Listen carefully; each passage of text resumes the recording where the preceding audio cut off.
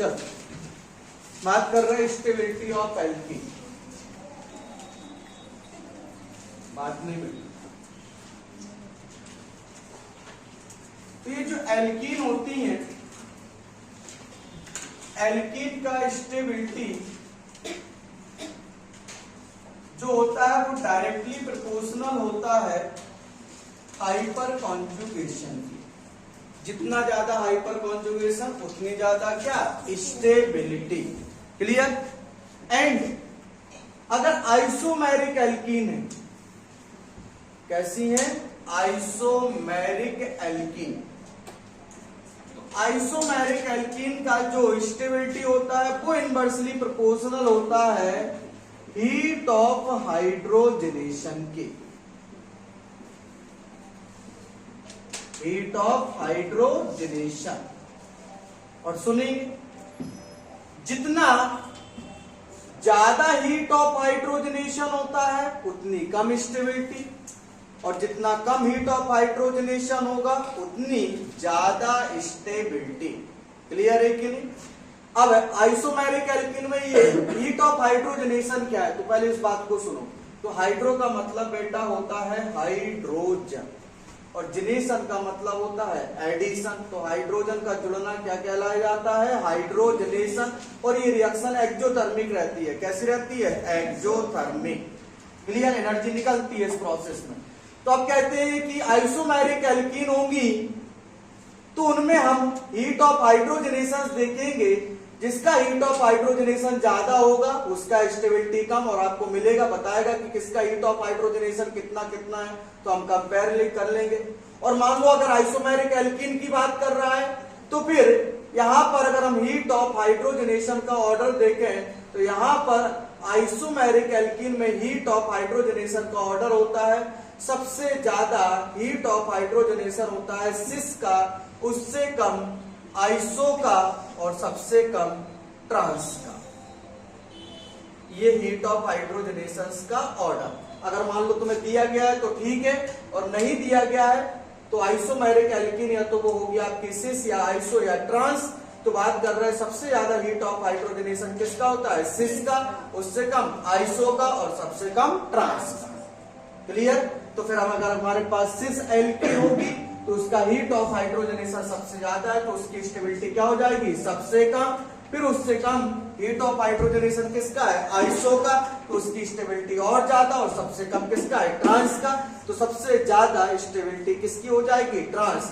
तो अगर isomeric alkene है तो हमेशा टिक यूज करेंगे स्टेबिलिटी के लिए। अब स्टेबिलिटी के लिए देखें जरा, तो अगर आइसोमेरिक एल्कीन है तो अगर इनकी स्टेबिलिटी निकालनी है तो हमेशा टिक लगाएंगे। क्या लगाएंगे टिक, TIC। टी का मतलब सबसे ज्यादा स्टेबिलिटी ट्रांस, उससे कम आइसो, सबसे कम सिस। बात क्लियर है कि नहीं। चलिए अब कुछ क्वेश्चन करते हैं। पहले एग्जांपल बना, CH2 डबल बॉन्ड CH2, ये इथीन है, ये आपकी क्या है प्रोपीन है,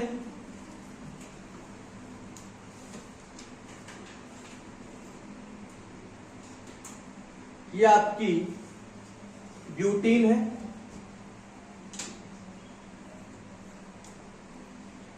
और ये है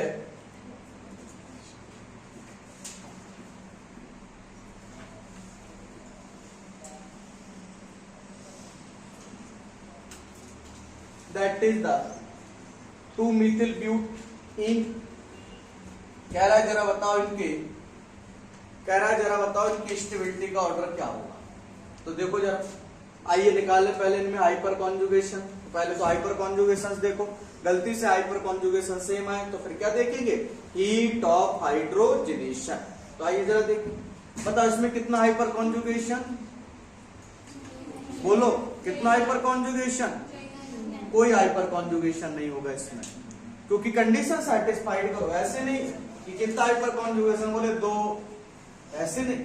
पहले कंडीशन, ये कार्बन कैसा अनसैचुरेटेड, ये भी अनसैचुरेटेड, ये sp2 है, ये भी कैसा है sp2, ये भी अनसैचुरेटेड कार्बन, ये भी अनसैचुरेटेड कार्बन। अब अनसैचुरेटेड कार्बन से कंडीशन क्या थी, क्या जुड़ा होना चाहिए एक अल्फा हाइड्रोजन। तो बताओ इसमें अल्फा कार्बन ही नहीं जुड़ा है तो अल्फा हाइड्रोजन नहीं है, अल्फा हाइड्रोजन नहीं है तो इसमें कोई हाइपर कॉन्जुगेशन नहीं। जरा इस कंपाउंड को देखो, ये हो गया अनसैचुरेटेड यूनिटी USC है और इससे कोई अल्फा कार्बन नहीं लगा है, इससे अल्फा कार्बन जुड़ा हुआ है एक, और इसमें कितनी हाइड्रोजन लगी है 3, तो 3 अल्फा CH बॉन्ड है इसमें, तो इसमें कितना हाइपर कॉन्जुगेशन 3 हाइपर कॉन्जुगेशन।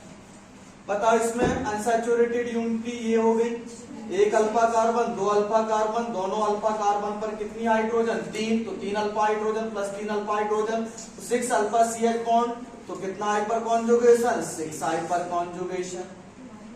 अब इधर बताओ, तो this is the unsaturated unity, एक alpha carbon 2 alpha carbon 3 alpha carbon, और सभी अल्फा कार्बन से कितनी हाइड्रोजन जुड़ी है 3, तो टोटल कितनी alpha carbon alpha CH bond होगा, alpha carbon single bond hydrogen bond होगा या अल्फा CH बॉन्ड होगा 9, दैट इज 9 हाइपर कॉन्जुगेशन। अब जिसका हाइपर कॉन्जुगेशन उसकी स्टेबिलिटी भी ज्यादा, तो सबसे ज्यादा स्टेबल है 2 मीथिल ब्यूटीन, उससे कम स्टेबल है ब्यूटीन, उससे कम स्टेबल है प्रोपीन, और सबसे कम स्टेबल है कौन भैया, बोला ना, बोलो कौन, इथीन। नोट करो 4-3 सेकेंड 1, इसमें हाइपर कॉन्जुगेशन ज्यादा, उसकी स्टेबिलिटी भी ज्यादा, सीधा सीधा कंसेप्ट।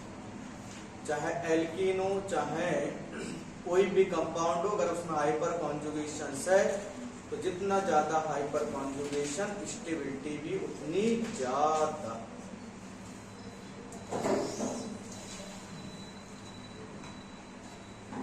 नोट करो फटाफट, जल्दी से डाउनलोड करो और लिखो फास्ट।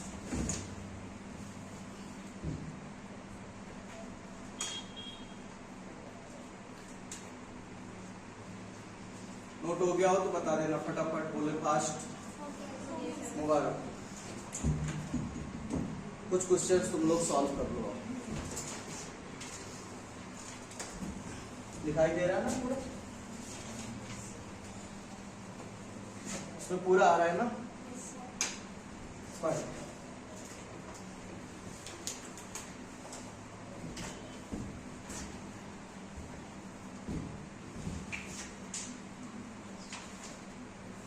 चलो और निकालो स्टेबिलिटी के ऑर्डर।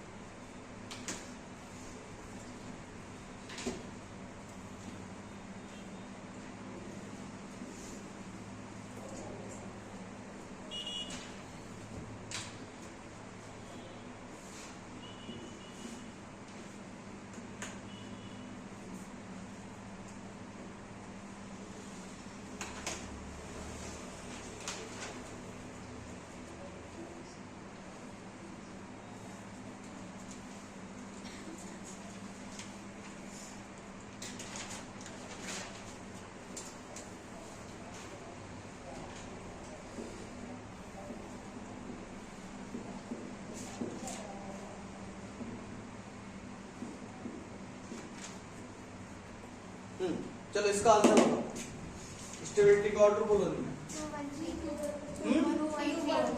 1 एक लोग बोलो भाई। 2 1 3 4। चलो चेक करो भाई, सिंपल सा काम, हाइपर कॉन्जुगेशन निकाले। बोलो अल्फा ये है unsaturated unity, this is the alpha carbon, this is the alpha carbon, this is the alpha carbon. कितने अल्फा कार्बन? 3, और उनसे पे कितने हाइड्रोजन लगे हैं? टोटल 9। 3 3 6, तो कितनी alpha C H bond? Alpha C H bond count करो तो 3 alpha C H bond, 3 alpha C H bond, 3 alpha C H bond, total कितने? 9 अल्फा सी एच बॉन्ड। तो कितना हाइपर कॉन्जुगेशन? 9। जरा याद देखो, this is the unsaturated unity, alpha alpha alpha alpha. अब यहाँ पे अल्फा कार्बन पे कितने हाइड्रोजन लगे हैं? 3, तो 3 अल्फा सी एच बॉन्ड, यहाँ पे भी 3 अल्फा सी एच बॉन्ड, यहाँ पे भी 3 अल्फा सी एच बॉन्ड, यहाँ पे भी 3 alpha C H bond, total कितनी अल्फा सी एच बॉन्ड होगा? 12। तो आंसर होगा 12 हाइपर कॉन्जुगेशन। बोलो यहाँ पर बोलो, this is the unsaturated unity, alpha carbon alpha carbon alpha carbon. इधर कितने अल्फा सी एच बॉन्ड लगे हैं? 6, इधर 2, तो टोटल कितने अल्फा सी एच बॉन्ड? 8। तो 8 हाइपर कॉन्जुगेशन। क्लियर? जरा ध्यान से देखो, this is the unsaturated unity, ये अल्फा कार्बन, ये अल्फा कार्बन। क्लियर है कि नहीं? ये दोनों अल्फा कार्बन है, और कितने अल्फा हाइड्रोजन लगे हैं यहाँ पर? बोलो भैया, यही तो है 4। तो 4 हाइपर कॉन्जुगेशन। तो सबसे ज्यादा हाइपर कॉन्जुगेशन किसमें है? सेकेंड में। तो सबसे ज्यादा स्टेबल सेकेंड, उससे कम स्टेबल फर्स्ट, उससे कम स्टेबल थर्ड, और सबसे कम स्टेबल फोर्थ। तो जो आंसर दिया गया था वो सही था। कितने लोगों था इस आंसर के साथ? कौन कौन जा रहा था? जा रहे हो नीचे कर रहे हो, मतलब कर क्या रहे हो?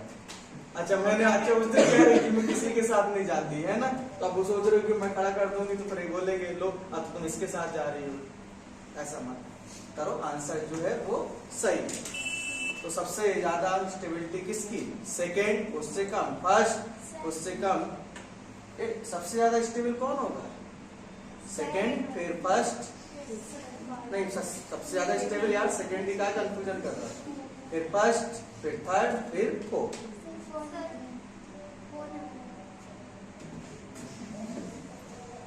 कौन में यार पूना भी समझ में नहीं आएगा भाई। चलो भाई, हाइपर कॉन्जुगेशन का एच भी समझ में नहीं आएगा, कॉन्जुगेशन की तो बात छोड़ो। आओ इसका ऑर्डर,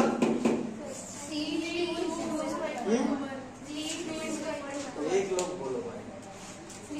3 2 = 1, ऐसा क्या?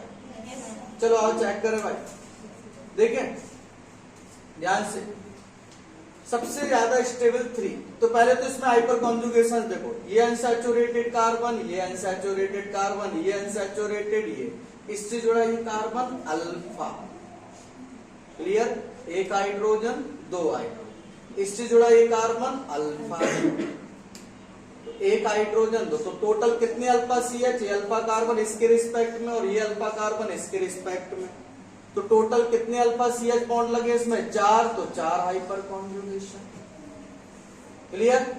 अब यहां पे देखो, ये कार्बन बोलो कैसा है? दिस इज द अनसैचुरेटेड, ये भी अनसैचुरेटेड, ये भी अनसैचुरेटेड, सॉरी ये सैचुरेटेड है, ये अनसैचुरेटेड, ये भी अनसैचुरेटेड, ये भी अनसैचुरेटेड, ये दोनों अनसैचुरेटेड। ये कार्बन कौन सा? अल्फा। ये कार्बन कौन सा? अल्फा। कितने हाइड्रोजन? 2। कितने हाइड्रोजन? 2। क्लियर है?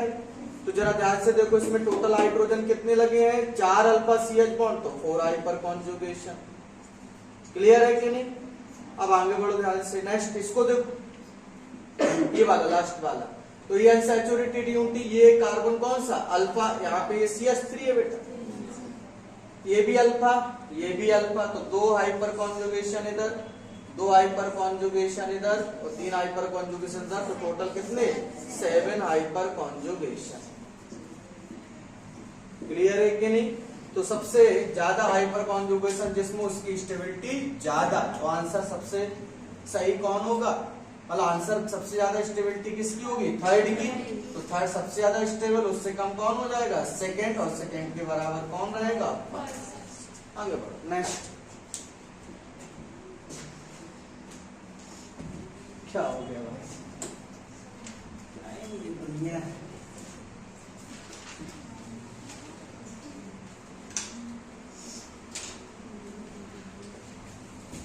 चीची कर रहे। अभी मेडिकल कॉलेज में जाओगे ना, या प्रोफेसर सामने पिएगा तब क्या होगा, अभी तो कुछ नहीं।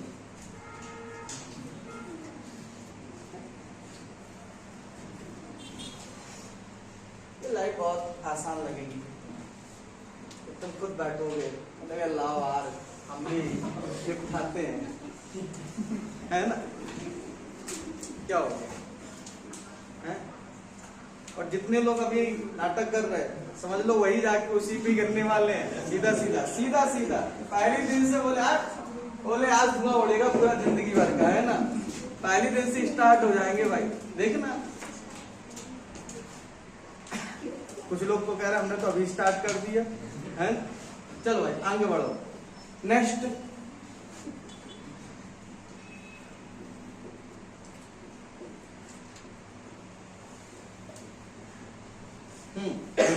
इसका नाम है सिस ब्यूटुइन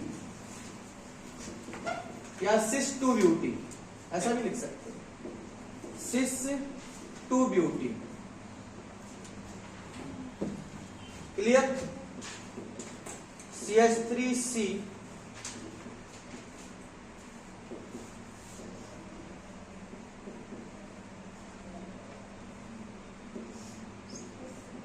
इसका नाम है ट्रांस टू ब्यूटी या ट्रांस ब्यूटुइन, और इसका नाम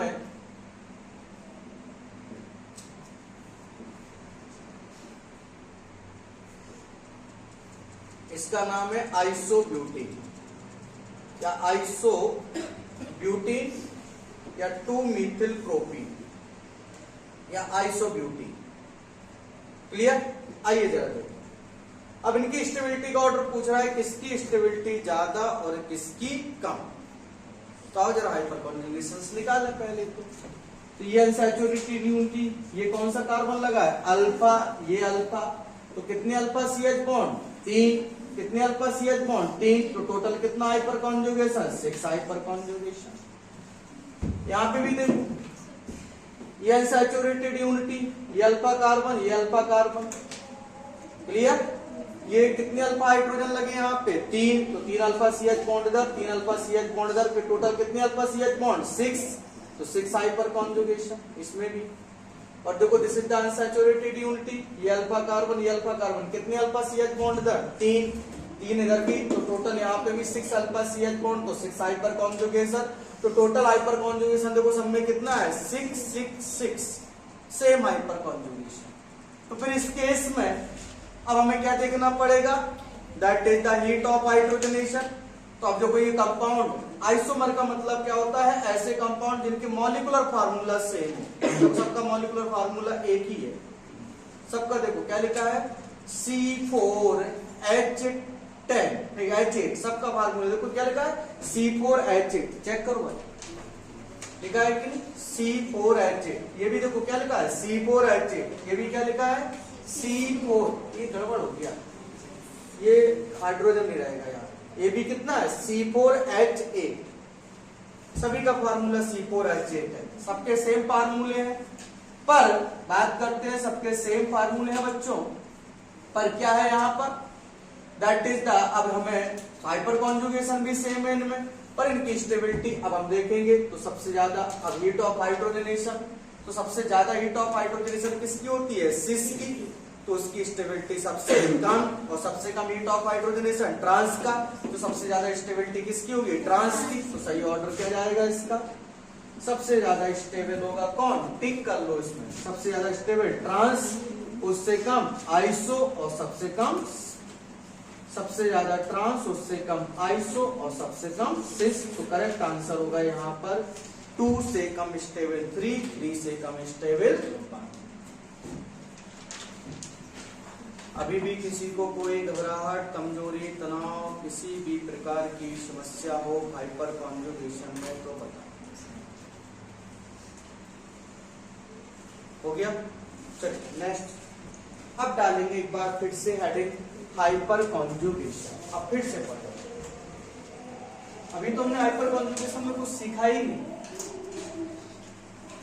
बस क्वेश्चन सॉल्व कर रहे हैं। अब डेफिनेशन सीखेंगे हाइपर कॉन्जुगेशन होता क्या है और इसमें होता क्या है, हाइपर कॉन्जुगेशन होता क्या है और कैसे होता है। बोला गया ना, कौन सा इफेक्ट है ये, कौन सा इफेक्ट है, परमानेंट। आइए जरा ध्यान से देखिए, तो बात कर रहे हैं हाइपर कॉन्जुगेशन।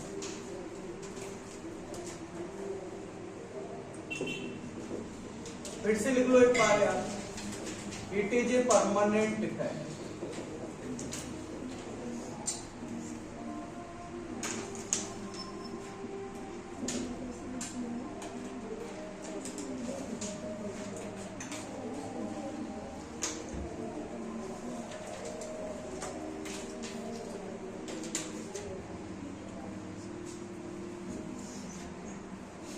हो गया?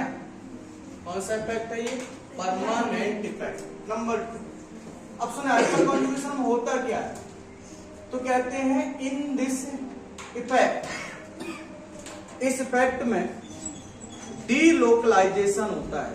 ध्यान से सुने, क्या बोला यार, इसमें करते क्या है, इस इफेक्ट में डीलोकलाइजेशन होता है। मतलब डीलोकलाइजेशन का मतलब ट्रांसफर, क्या बोला जाता है, ट्रांसफर, इधर से चीजों को उधर शिफ्ट कर देना। क्लियर? काम वही रहे पर शिफ्टिंग इधर से उधर हो जाए तो उसे हम ट्रांसफर कहेंगे।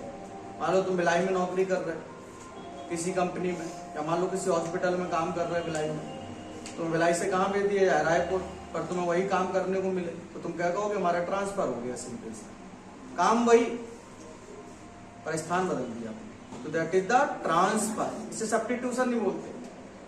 ट्रांसफर चीज अलग होती है, सब्स्टिट्यूशन अलग चीज होती है। सब्स्टिट्यूशन का मतलब जैसा हटाएं वैसा ही लाएं वहां पर, तो उसे क्या बोलते हैं, सब्स्टिट्यूशन। आपने बहुत अच्छे से सुना होगा क्रिकेट में, जब आपको एक कोई क्रिकेटर इंजर्ड हो जाता है तो उसका वहां पर दूसरा क्रिकेटर लाते हैं, तब वो सब्स्टिट्यूशन माना जाता है। ऐसा नहीं है कि क्रिकेटर इंजर्ड हो गया वहां से वो खो-खो वाला प्लेयर खिला दिया, ऐसा होगा क्या, नहीं, उसे सब्स्टिट्यूशन नहीं माना जाएगा। मान लो कबड्डी खेल रहा है, कबड्डी में किसी को लग गई चोट, क्लियर? रहते खेली तुमने बेटा कभी, कैसे क्या, कौन सा तुम मतलब डिफेंडर थे कि रेडर थे कि मतलब ऑलराउंडर थे, क्या है बेटा, तुम्हारी बहुत लगाई गई होगी फिर तो, है ना।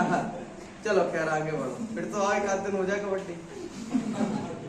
मुझे बहुत अच्छा लगता है कबड्डी के लिए, कबड्डी, लड़ाई, कुश्ती, बॉक्सिंग, कुछ भी। और जैसे तुम जैसे मारना चाहोगे वैसे हम मारेंगे, बस तुम टेंशन मत लेना। मेरे को बहुत है फाइटिंग करने में, तो बहुत मजा आता है।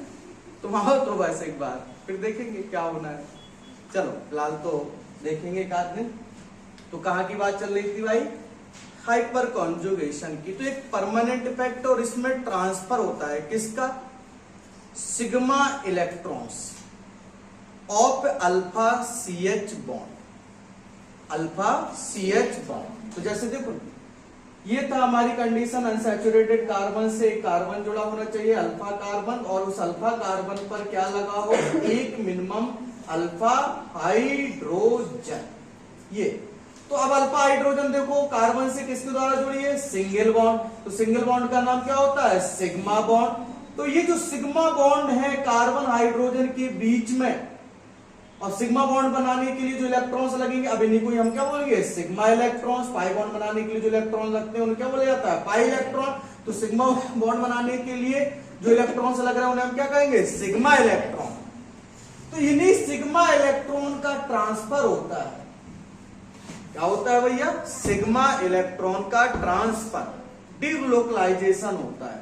क्या होता है, डीलोकलाइजेशन। तो क्या है हाइपर कॉन्जुगेशन, तो क्या कहेंगे, हाइपर कॉन्जुगेशन में क्या करते हैं, इसमें ट्रांसफर करते हैं, क्या, डीलोकलाइजेशन, या इसमें ट्रांसफर होता है, करते नहीं, ट्रांसफर होता है किसका, सिग्मा इलेक्ट्रॉन्स का, बस सिंपल सा। तो हाइपर कॉन्जुगेशन क्या है, तो आप कहोगे transfer of alpha C H bond electron या transfer of sigma electron of carbon single bond hydrogen bond. Clear, इसको क्या नाम देते हैं, हाइपर कॉन्जुगेशन। तो जैसे हम कहते हैं रेजोनेंस क्या है, रेजोनेंस क्या है, तो भाई रेजोनेंस है, क्या कहते थे कि the transfer of pi electrons, और जब वो होता था तो वहां पे दो या दो से ज्यादा स्ट्रक्चर बनते थे, उन्हें नाम देते थे रेजोनेटिंग स्ट्रक्चर। अब जब यहां पर ये सिग्मा इलेक्ट्रॉन्स का ट्रांसफर होगा तो यहां पे भी दो या दो से ज्यादा स्ट्रक्चर बनेंगे, उन्हें नाम दिया जाएगा क्या, हाइपर कॉन्जुगेशन। क्या बोलेंगे उनको, हाइपर कॉन्जुगेशन स्ट्रक्चर। क्लियर। अब देखिए तो कंडीशन क्या है, और ये अपने आप होता है, ये अपने आप होता है। अगर कंडीशन सेटिस्फाइड हो गई, अनसैचुरेटेड कार्बन से एक ऐसा कार्बन लगा है जिसपे एक अल्फा हाइड्रोजन प्रेजेंट है, तो ये काम अपने आप होगा, किसी को इसमें रिएजेंट को लाने की जरूरत नहीं है। अगर ये कंडीशन सेटिस्फाइड हो गई तो ये ट्रांसफर सिग्मा इलेक्ट्रॉन्स का अपने आप होगा, किसी रिएजेंट की प्रेजेंस में नहीं होता है। तो ये कौन सा इफेक्ट है, परमानेंट इफेक्ट। तो क्या बोला जा रहा है इसमें, लिखेंगे it is a permanent effect, in this effect, अब पढ़ेंगे, इन दिस इफेक्ट ट्रांसफर या फिर डीलोकलाइजेशन, डीलोकलाइजेशन मतलब पोजीशन को चेंज कर दिया है ना, अपनी पोजीशन को शिफ्ट कर दिया, डीलोकलाइज्ड होगा, एक पोजीशन से दूसरी पोजीशन, पुरानी पोजीशन छोड़ के न्यू पोजीशन में पहुंच गए, तो डीलोकलाइजेशन।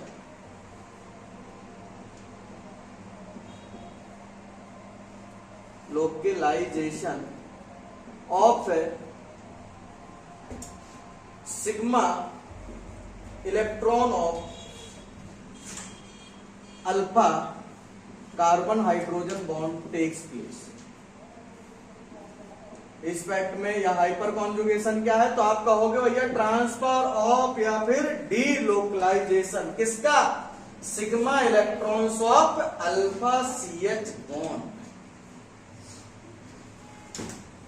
क्लियर, इसे क्या नाम देते हैं, हाइपर कॉन्जुगेशन।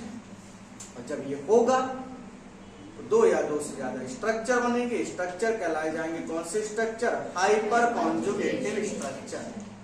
आपका नोट हो गया हो, तो आइए जरा हम लोग हाइपर कॉन्जुगेशन कर,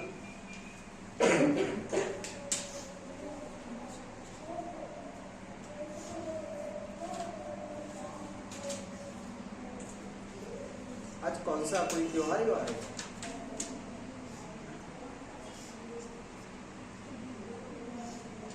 कुछ है क्या, शिवाजी जी का, नहीं वो तो कल था।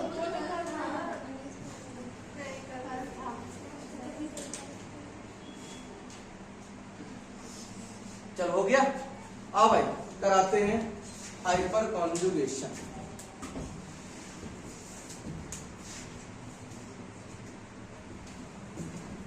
आओ भाई तुम लोगों को भी दिखा देते हैं हाइपर कॉन्जुगेशन कैसे होगा, बहुत प्यार से देखिएगा क्योंकि बाद में बड़ा डिस्टरबेंस हो जाएगा, बात क्लियर है।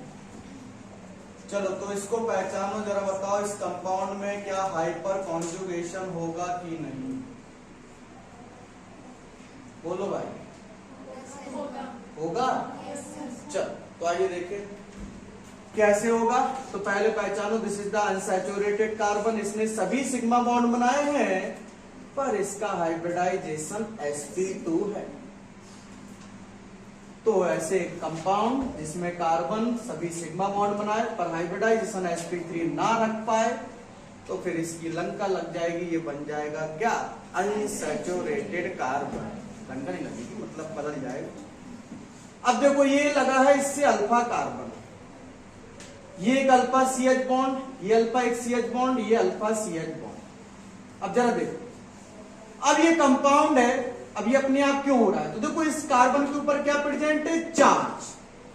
और आपको पढ़ाया था मैंने केमिकल बॉन्डिंग में कि स्टेबिलिटी के इनवर्सली प्रोपोर्शनल होता है क्या, चार्ज। चार्ज ज्यादा है तो स्टेबिलिटी कम, चार्ज कम है तो स्टेबिलिटी ज्यादा।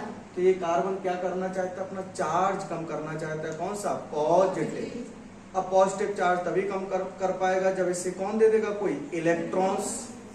इलेक्ट्रॉन्स ही चाहिए होगा इसे पॉजिटिव चार्ज कम करने के लिए। तो देखिए अभी आसपास जाता है, पर आजकल क्या है दुनिया में सब सेल्फिश लोग हैं, कोई किसी की मदद नहीं करना चाहता। क्लियर है क्या, ईमानदार लोग हैं क्या दुनिया में, मदद करने वाले लोग हैं क्या, गुप्ता जी क्या हो है क्या है, तो बोला 5 करोड़ रुपया देते क्यों नहीं, इतना टाइम क्यों लगाते, मुझे सख्त जरूरत है, सही बता रहा हूँ, मुझे सख्त जरूरत है इस समय, अभी भी एट इंस्टेंट मुझे 5 करोड़ रुपए की जरूरत है, लाओ दो भाई। सही है, देखो मदद करने के नाम पर लोग डर जाते हैं, आजकल लोग मदद करने ही नहीं चाहते। पंडित हैं, लाओ, नहीं है, चलो किडनी बेचो, किडनी बेचो, हार्ट बेचो, है ब्रेन बेचो, आग बेचो, सब 10-15 करोड़ रुपए तो इकट्ठे हो जाएंगे, 5 मैं ले लूंगा, बाकी तुम्हें दे दूंगा, तुम दूसरी किडनी खरीद लेना, और क्या। चलो आगे बढ़ो, फिलहाल तो इधर देखो ध्यान से, ऐसा मत करो है ना, किडनी बेचने की नहीं तो साला पता चले। आओ देखो ध्यान से, तो देखो ये चार्ज कम करना चाहता है, बस वैसी दुनिया में लोग बस बोलते हैं मदद करेंगे पर कर नहीं पाते। वैसे यहाँ पे भी है, तो भैया सबसे हार जाता तो बोलते भैया कोई मदद नहीं कर रहा, तो घर में भैया घर वालों को ही बोलता है, आओ बोले तुम मदद करो हमारी। तो अब ये कार्बन मदद तो करना चाहता है इसकी, पर कह रहा हमने तो इसके साथ बॉन्ड बना रखा है, बोले उसके साथ छोड़ो, बोले तुम्हारी इलेक्ट्रोनेगेटिविटी ज्यादा, हमारी भी इलेक्ट्रोनेगेटिविटी ज्यादा, बोले बॉन्ड तोड़ो, सारे इलेक्ट्रॉन्स हमारी तरफ ही खींच लो। तो देखो क्या हो रहा है, पूरा बॉन्ड टूट रहा है और 100% ट्रांसफर हो गया दोनों के दोनों इलेक्ट्रॉन्स का। पर जब ट्रांसफर हो रहा है तो देखो क्या हो रहा है, यहां पर ये हाइड्रोजन, ये कार्बन, ये हाइड्रोजन, दोनों इलेक्ट्रॉन्स चलेगा, पर हाइड्रोजन वहीं प्रेजेंट है। वाह, यही तो खूबी है, देखो यार, हाइड्रोजन वहीं प्रेजेंट, वहां से हटेगा नहीं, बॉन्ड भी नहीं बना है, फिर भी हाइड्रोजन भी छोड़ने को तैयार नहीं। बोले हम कहाँ जाएंगे, हम तो लावाना सारे, बोले कुछ भी नहीं है, जुड़े रहो, चुपचाप बैठे रहो, बोले कुछ तो होगा फ्यूचर में, है ना, वैसा थोड़ी ना यहाँ से भाग जाएंगे तो कुछ नहीं मिलेगा, जुड़े रहो, कुछ तो मिलेगा जिंदगी में, याद रहो। तो अब देखो ध्यान से, अब क्या हुआ भाई, ये कार्बन ने क्या किया, दोनों इलेक्ट्रॉन ट्रांसफर कर दिए इस कार्बन के पास, या इधर ट्रांसफर की। अब एक इलेक्ट्रॉन पहले इस कार्बन को दिया, जब इस कार्बन को दिया तो इसका पॉजिटिव चार्ज खत्म, और एक इलेक्ट्रॉन ये देखो चालाक था, इसने इसका तोड़ के इसको दे दिया, अपना वापस ले लिया, उसने अपना नहीं दिया। क्लियर है कि नहीं, ऐसे ही लोग होते हैं, दूसरे का माल रखा होता है, बैंक यही तो काम करते हैं, सब पैसा अपना है, मजा वो लोग लूट रहे हैं ना, अपन जमा कर देते बैंक में, अब अपन थोड़ी ना देखने जा रहे हैं कौन क्या कर रहा है, वो बैंक वाले सबको दे देते उधार, ले जाओ तुम भी ले जाओ, तुम भी ले जाओ, पैसा अपना सब उधार उठा दिया, ब्याज को खाएगा, अपन कुछ नहीं मिलेगा, अपन को दे देंगे, वहां 30% ब्याज लेंगे, हमको 5% देंगे, बोले यही तो सब चल रहा है, देखो हमारे पैसे से ही पैसा कमाया जा रहा है, और हम थोड़ा सा गड़बड़ करते हैं तुरंत ट्रांजेक्शन चार्ज काट देंगे, बोले नहीं तुमने बोले वो ट्रांजेक्शन का वायलेशन कर दिया था, साला अपना कोई भी ट्रांजेक्शन कर दे। अब देखो ध्यान से, अब भाई एक इलेक्ट्रॉन यहाँ, एक इलेक्ट्रॉन यहाँ, और ये तो तुम समझ ही लो, दो इलेक्ट्रॉन कभी एक दूसरे को आमने सामने रोटेट क्या नहीं करते, टक्कर नहीं खेला करते, क्या करते हैं, बॉन्ड खेला करते हैं। वो सो कह रहा हाँ ठीक है भाई, तुम भी बॉन्ड की बातें कर रहे हो, है ऐसी बातें करो, क्लास में सार्वजनिक मंच पे बोल रहे बॉन्ड खेला करते हैं, आ भाई देखो हो गया ये बॉन्ड। अब देखो ध्यान से, जब यहां से इसका H का हाइड्रोजन का एक इलेक्ट्रॉन चला गया, वहां कोवैलेंट बॉन्ड बना था, दोनों ने एक एक शेयर किया था, बराबरी से किया था, लेकिन हाइड्रोजन कमजोर पड़ गया, कार्बन मजबूत पड़ गया, उसने तुरंत खींच लिया, इसका चार्ज कम कर दिया, क्योंकि ये सगे सगे भाई है, नाश पीटे दोनों, एक दूसरे की मदद ज्यादा करेंगे, थोड़ा सा सौतेला व्यवहार हो रहा है, बहन जी है इनके साथ, और बहन जी के साथ हमेशा ही सौतेला व्यवहार होता है ना, कभी कभी तो शादी भी नहीं होती है, मायावती हमारे यहाँ एक है, वो इंटरनेशनल बहन जी, उनका तो शादी नहीं हुआ, कोई लड़का ही पसंद किया उनको, तो है ना, आगे बढ़ो। तो यहाँ से हाइड्रोजन चला गया,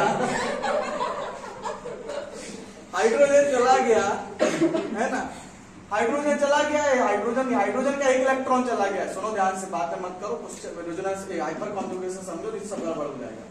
हाइड्रोजन का एक इलेक्ट्रॉन गया तो इसमें कौन सा चार्ज आ गया, पॉजिटिव, ये जाए तो जाए कहाँ, ये भी नहीं जाएगा कहीं, यही रहेगा। अब भैया ये अपना पॉजिटिव चार्ज कम करना चाहेगा तो कहेगा कार्बन से आओ, तुमने हमारा ले लिया, हमारा तो दो वापस, तो कहेगा लो अभी लो, ये देखो ट्रांसफर यहां मार दिया, इसको कार्बन को करना ही क्या, इधर से इधर रोटेट करता रहेगा, देखो ट्रांसफर कर दिया। देखो ध्यान से क्या बना स्ट्रक्चर, इसका हाइड्रोजन गया, इलेक्ट्रॉन गया तो प्लस चार्ज इस पे आ गया, ये हाइड्रोजन एटैच, और ये यहाँ का चार्ज खत्म। अब देखो पहले इलेक्ट्रॉन आया, कार्बन ने क्या किया, यहाँ का बॉन्ड तोड़ा, एक इलेक्ट्रॉन अपना वापस ले लिया, एक हाइड्रोजन को दिया, हाइड्रोजन को जब देंगे तो इसका पॉजिटिव चार्ज खत्म, और फिर से दो इलेक्ट्रॉन एक दूसरे को आमने सामने नहीं देखेंगे, क्या करेंगे, बांध कहेंगे। ये तो तुम लोग सब लोग सीख गए, आगे बढ़ो। ध्यान से देखो, अब इसका भैया, इसका भी नंबर आएगा, सबका ही आएगा एक एक करके, देखो इधर, अब ये देखो इधर ट्रांसफर मार दिया। अच्छा देखो ध्यान से, फिर से क्या स्ट्रक्चर में, और हाइड्रोजन कोई नहीं छोड़ के जा रहा है, यही तो बड़ी बड़ी बड़ी बात है।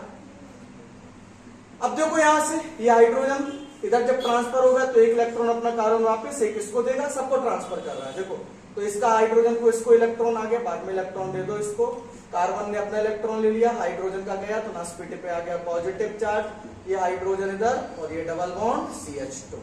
अब दो इलेक्ट्रॉन एक दूसरे को फिर आमने सामने टुकड़ नहीं देखेंगे यार, बॉन्ड बॉन्ड खेलेंगे, ये देखो बॉन्ड खेल गया। अब भैया इस पे पॉजिटिव चार्ज, ये नाराज बोला नहीं हमारा वापस करो, तो देखो फिर से ये ट्रांसफर हो गया, फिर से देखो क्या स्ट्रक्चर बन के तैयार हो गया, हाइड्रोजन कार्बन, फिर से हाइड्रोजन हाइड्रोजन और सिंगल बॉन्ड CH2। अब दोनों इलेक्ट्रॉन इसने लेके गया यहाँ पे, तो कार्बन का एक इलेक्ट्रॉन गया तो इसमें प्लस चार्ज, इसने अपना इलेक्ट्रॉन, और दोनों इलेक्ट्रॉन एक दूसरे के आमने सामने टुकड़ टुकड़ नहीं देखेंगे, क्या करेंगे, बॉन्ड बॉन्ड खेलेंगे। अब देखो पहला और दो वाला स्ट्रक्चर सेम है कि, और फिर से ये, फिर यही प्रोसेस लगातार, अब ये इधर ये इधर ये इधर, और ये चलता रहेगा परमानेंट। अगर ये मॉलिक्यूल बन गया तो इस मॉलिक्यूल में अनंत काल तक ये काम होता रहेगा, अनंत काल तक ये काम होता रहेगा, क्योंकि परमानेंट इफेक्ट है। कंडीशन सेटिस्फाइड हो गई तो तुम्हारा इंतजार नहीं करेगा कि रुको रुको रुको रुको हम भी आ रहे हैं, हम भी चलेंगे, नहीं नहीं, वो चल देगा अपना, निकल देगा भैया। बात क्लियर है, अकेला ही चल पड़ेगा भाई, टेंशन ही नहीं उसको। तो आइए जरा ध्यान से देखें, अब ये बन गया हाइपर कॉन्जुगेशन। अब देखो हाइपर कॉन्जुगेशन जब होता है तो यहां पर position of respective atom change नहीं करती, as it is position of hydrogen atom change नहीं करती, एज वेल एज अब position of hydrogen atom change नहीं है, पोजीशन ऑफ रिस्पेक्टिव एटम। जब हाइपर कॉन्जुगेशन हुआ तो पहले तो ये देखो, जब हाइपर कॉन्जुगेशन हुआ तो डिफरेंट डिफरेंट स्ट्रक्चर बने, इन स्ट्रक्चर को हम क्या नाम देंगे, हाइपर कॉन्जुगेशन स्ट्रक्चर। एक तो यही था पहला, फिर ये दूसरा बना, देखो इसमें यहां पॉजिटिव चार्ज आ गया, दूसरा ये कौन सा हो गया, तीसरा, ये कौन सा हो गया, चौथा, और ये तो पहला दूसरा सेम ही है तो इसको छोड़, ये आगे कॉन्जुगेशन स्ट्रक्चर नहीं, ये चार हाइपर कॉन्जुगेशन स्ट्रक्चर है एक दूसरे के। और जब ये हाइपर कॉन्जुगेशन स्ट्रक्चर बन रहे हैं तो यहां पर पोजीशन ऑफ रिस्पेक्टिव एटम कैसी है, सेम। और ऐसा कहां पे होता था, रेजोनेंस में, तो ये एक प्रकार का रेजोनेंस हो गया। अब लेकिन इस रेजोनेंस में एक बॉन्ड कार्बन हाइड्रोजन के बीच में क्या है, missing, and position of respective atom कैसी है, सेम। सो इसी को नाम दिया जाता है नो बॉन्ड रेजोनेंस। बॉन्ड नहीं है पर रेजोनेंस जैसी प्रॉपर्टी आ रही है, पोजीशन ऑफ रिस्पेक्टिव एटम कैसी है, सेम। सो इस फिनोमेना को आल्सो नाम दिया जाता है क्या, नो बॉन्ड रेजोनेंस। अब नेक्स्ट पॉइंट, इसी में देखो अब इसको हो क्या रहा है, हाइपर कॉन्जुगेशन या नो बॉन्ड रेजोनेंस में अल्फा CH बॉन्ड का ट्रांसफर हो रहा है। सो इसीलिए हम इस ऑल्सो इस पैक्ट को नाम देते थे क्या, it is the alpha carbon single bond hydrogen effect. Last point, अब इसको नाथन बेकर इफेक्ट क्यों बोला जाता है, तो सबसे पहले साइंटिस्ट आए थे नाथन बेकर, उन्होंने इस इफेक्ट को डिस्कवर किया था। आप बोल सकते हो hyper conjugation is discovered by Nathan baker. तो नाथन बेकर साहब ने इस इफेक्ट को डिस्कवर किया था। कोई इतना बड़ा काम करेगा, कोई खोजेगा तो कभी कभी तो उसको क्रेडिट मिलना चाहिए ना, मिलना चाहिए कि नहीं मिलना चाहिए। वो अलग बात है, कहीं मौसी बुआ फूफा ले जाते हैं ना क्रेडिट, वो ले जाती मामी आमी, बोले लड़का कोई पैदा और करेगा, नाम कोई और रखेगा। ये सारा सिस्टम मुझे अब तक समझ में नहीं आया। मैंने तो इसको डिस्कार्टेड कर दिया, मैंने कहा मेरे लड़का मेरी लड़की, मैं अपने नाम अपने लड़का लड़की खुद ही रखूंगा, कोई मामा फूफा नहीं रखेगा इनका नाम। ये कौन सा तरीका, डिस्कवर कोई और करे, नाम कोई और रखे, ये कौन सा तरीका है, इसमें कोई कंप्रोमाइज नहीं। और क्या, अपना अपना देखो, सिंपल सी बात है। तो भैया ये सब में कोई कंप्रोमाइज नहीं हो सकता, अपना अपना है। क्लियर है कि नहीं? चलो भाई ध्यान से देखे। तो that is the Nathan baker साहब ने, इनको भी देखो मिला मौका अपना नाम बढ़ाने का आगे। आज भी देखो हम इनके नाम को याद कर रहे हैं और होना ही चाहिए। तो इस इफेक्ट को नाथन बेकर साहब ने डिस्कवर किया, नाम पड़ जाता है नाथन बेकर। अब अच्छा देखो इसमें हाइपर कॉन्जुगेशन स्ट्रक्चर कितने बने, इसी में देखो। तो हाइपर कॉन्जुगेशन स्ट्रक्चर इसमें कितने बने? 4। और अल्फा CH बॉन्ड कितने थे? अल्फा CH बॉन्ड कितने थे बोलो? 3। तो हाइपर कॉन्जुगेशन स्ट्रक्चर कितने बने? 4। तो हम बोल सकते हैं, यहां से फार्मूला बना सकते हैं कि किसी भी कंपाउंड के कितने हाइपर कॉन्जुगेशन स्ट्रक्चर होंगे, तो इसका निकालने का फार्मूला होता है number of alpha carbon hydrogen bond plus. Clear? कोई घबराहट किसी को? ये खत्म हो गया साहब अपना हाइपर कॉन्जुगेशन, सब खत्म। नोट करो, क्वेश्चन पहले लगा चुके थे, पढ़ अब लिया, पहले पढ़ पूरा जान लिया। अब हाइपर कॉन्जुगेशन आपके सामने बना हुआ है, नोट। इसको समझाता फिर उससे मैं क्वेश्चन करवाता तो लंका लग जाती है। इसलिए पहले कंडीशन समझो, हाइपर कॉन्जुगेशन सी को निकालना, बाद में क्या है ये तो हम पढ़ ही डालेंगे। डेफिनेशन इतना इंपॉर्टेंट नहीं रखता, उससे क्वेश्चन कैसा आ रहा है वो इंपॉर्टेंट रखेगा। कुछ चीज उल्टी ही पढ़नी पड़ती है कभी कभी लाइफ में। हमारी मैडम हमको समझाते समझाते थक गई थी, पर हमने कभी समझ नहीं पाई थी बात को, वो क्या ना चाहती है हाइपर कॉन्जुगेशन। मैडम केमिस्ट्री पढ़ाएं, फिर तो पढ़ा दी मैडम ने केमिस्ट्री। कभी नहीं पढ़ाना चाहिए लेडीज लोगों को, मुझे ऐसा लगता है केमिस्ट्री उनके बस की बात नहीं। उनका खुद का ही केमिस्ट्री घर में मैच नहीं करता साला, दूसरों से क्या केमिस्ट्री मैच करेगा।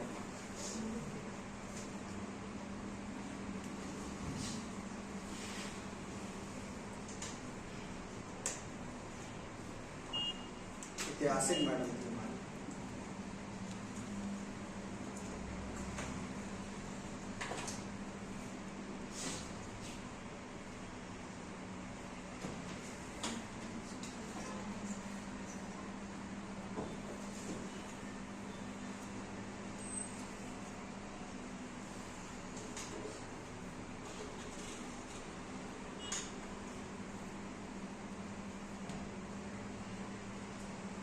मैडम ने मुझसे पंगा पहले से रहना भी चाहिए। तो कभी कभी लगता है उसके पीछे मेरी जिंदगी का हाथ है। तुम लोगों ने अपना बचपन कहाँ बताया? अपने घर पे नहीं बताया? मतलब 4th ईयर तक तुम लोग कहाँ रहे? मैं नहीं रहा अपने घर में। मैं 6 मंथ का जब था ना, जब मेरी बुआ ले गई थी मेरे घर से। अब सोचो, जब मैं 6 मंथ का था, हमारे घर में जॉइंट फैमिली थी, 20 से 25 लोगों का कुनबा था। तो खेती किसानी वाला घर, दिन भर खेती किसानी चलती थी। हम लोग बहुत छोटे छोटे थे। बड़े भैया को हमारे घर पे रख लिया, हमको बुआ के यहाँ भेज दिया। अब सोचो, मैंने 6th मंथ का जब था तब से दुनिया देखी। अब मुझे याद नहीं कि मैंने, और उस जहाँ पे मैं रहता था मेरी लड़कियों से क्यों नहीं बनती, क्योंकि वहां पे 4 बहनें थी मेरी। अब मैं छोटा हो रहा हूँ तो पक्का मेरी लड़ाई तो होती होगी। अब वो क्या लड़ाई होती होगी मुझे नहीं पता, पर मैं शायद वही चीजों से मजबूत बना होगा। मुझे ऐसा फीलिंग आता है। मेरी मम्मी मेरे को बताती थी कभी कभी कि तू वहीं रहता था हमेशा, घर ही जाने का मन नहीं करता था।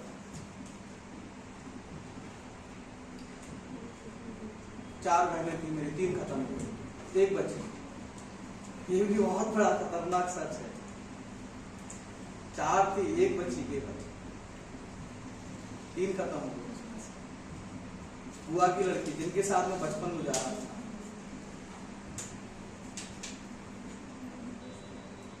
इसमें वंदना दीदी सबसे बैड थी।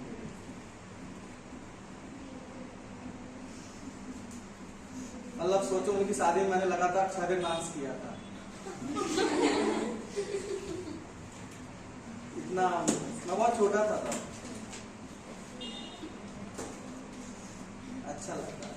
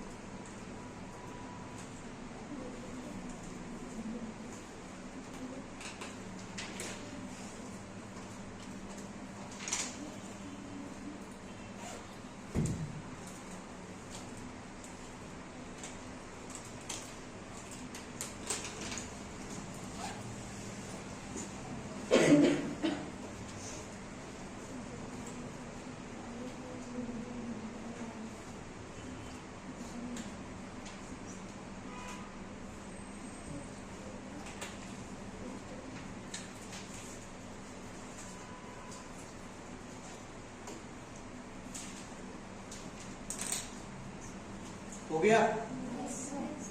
मुबारक। लिखो डेफिनेशन, कुछ बातें तो लिख लो। देखो इसमें कुछ पॉइंट लिखो। पहला, इन दिस इफेक्ट, पहला इन this effect position of respective atom is same. In this effect position of, ठीक है, कुछ इंपॉर्टेंट बात है। इन this effect position of respective atom must be same. कैसी रहनी चाहिए? सेम रहनी चाहिए। एटम का पोजीशन चेंज नहीं होना चाहिए। इन this effect position of respective atom must be same and they have same number of and they have same number of lone pair of electron and bond pair of electron, but they are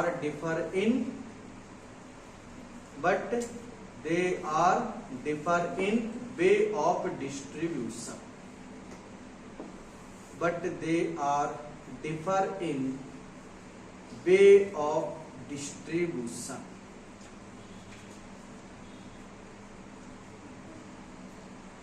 but ये differ करेंगे किसमें? Distribution में differ कर सकते हैं, पर number कैसा रहेगा? सेम। अभी कंडीशन किसकी है? रेजोनेंस की। तो लिखो next point, in this effect one alpha CH bond is missing. देखो मिसिंग हो जाता है ना, is missing. In this effect one alpha CH bond is missing, so this effect is also called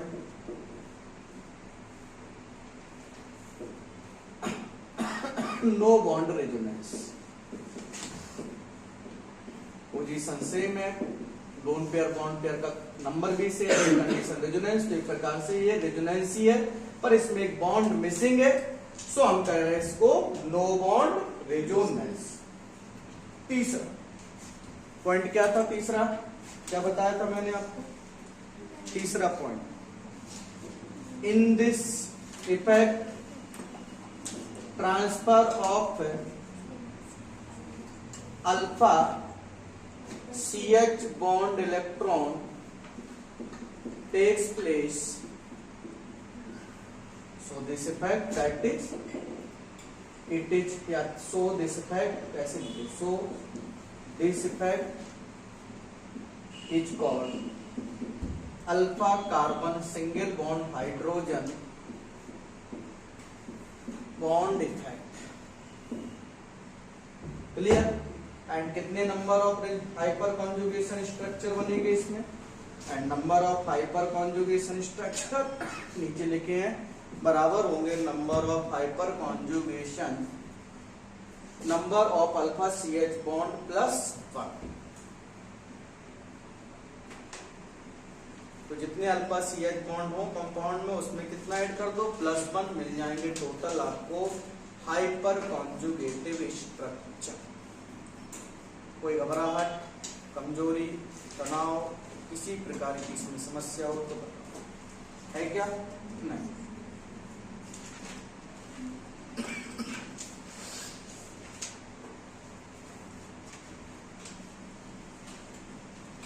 हो गया? चलो नेक्स्ट टाइम डालो।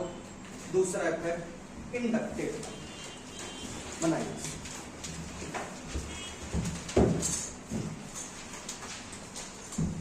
Next effect की बात क्या करते हैं?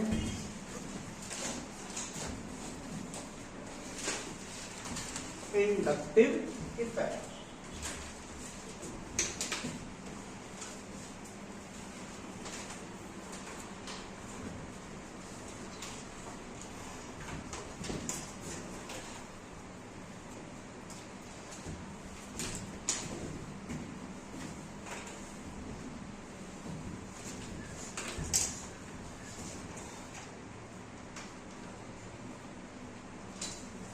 बड़े भाई आइए इंडक्टिव इफेक्ट की बात करते हैं। तो पहले तो एक लाइन लिख देनी चाहिए आप लोग। कौन सी? It is a permanent effect.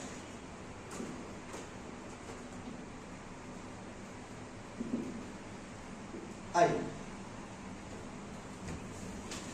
दूसरा, इट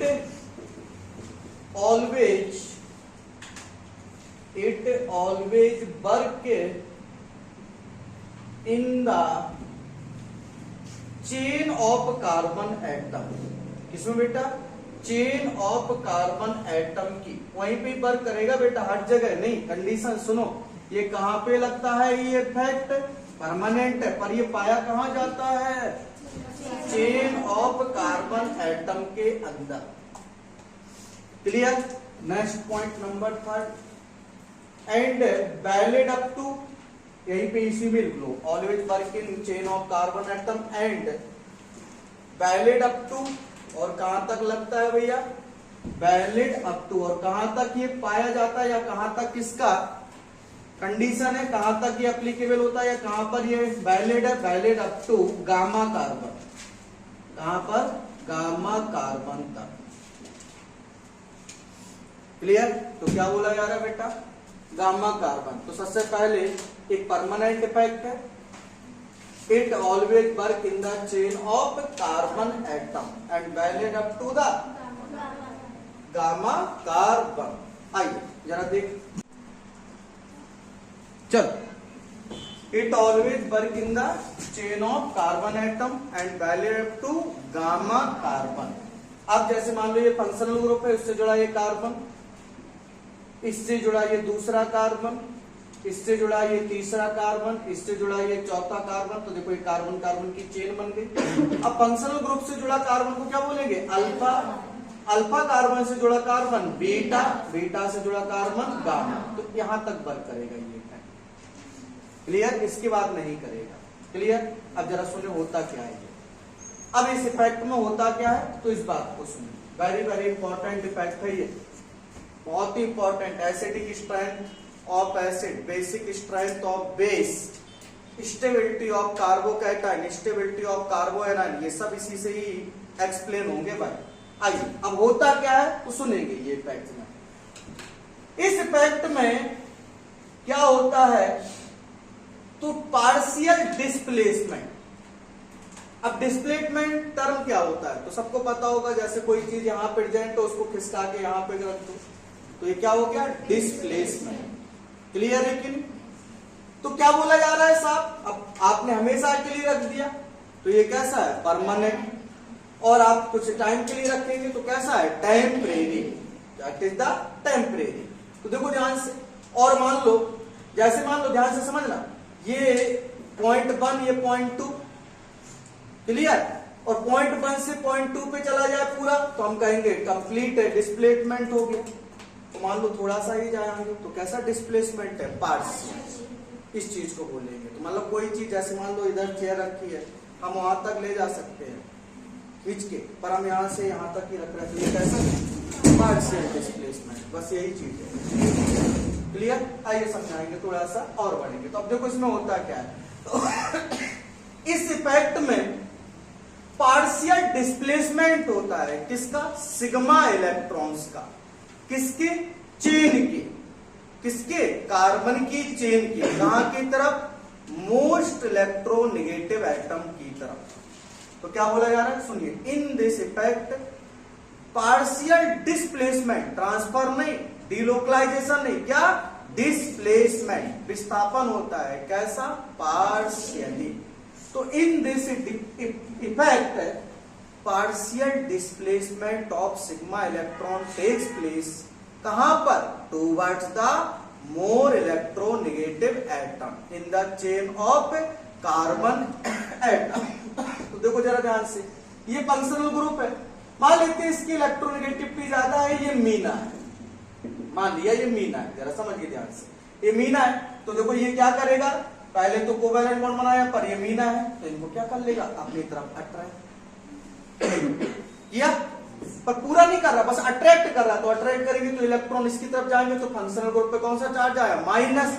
इस कार्बन पे कौन सा चार्ज आ गया, प्लस। बात समझ में आया? अब ये प्लस चार्ज है, ये इलेक्ट्रॉन है, तो ये इलेक्ट्रॉन इसको अट्रैक्ट करेंगे, तो देखो ये डिस्प्लेसमेंट हो रहा है। फिर अब इस पे जब इलेक्ट्रॉन ये अट्रैक्ट करेगा तो इसका प्लस चार्ज कम होगा, इस पे प्लस चार्ज आएगा। जब इसमें प्लस चार्ज आएगा तो ये इलेक्ट्रॉन्स को अट्रैक्ट करेगा, तो यहाँ पे ये इलेक्ट्रॉन्स जाएंगे तो इस पे पार्सली कौन सा चार्ज आएगा, प्लस। इसका इलेक्ट्रॉन गया तो इस पे पार्सली पॉजिटिव आ गया।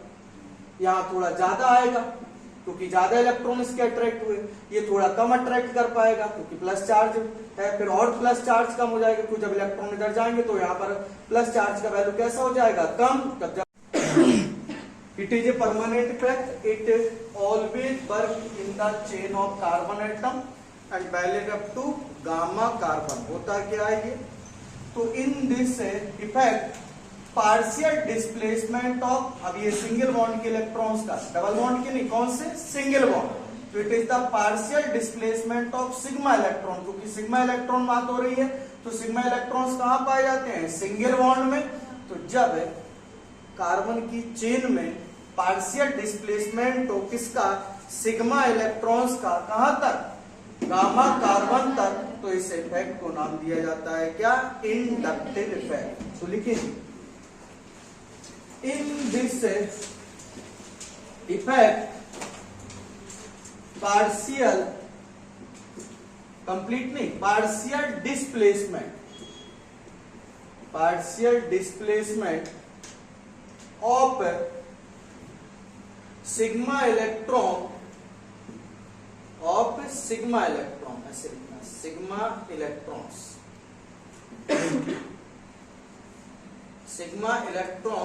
takes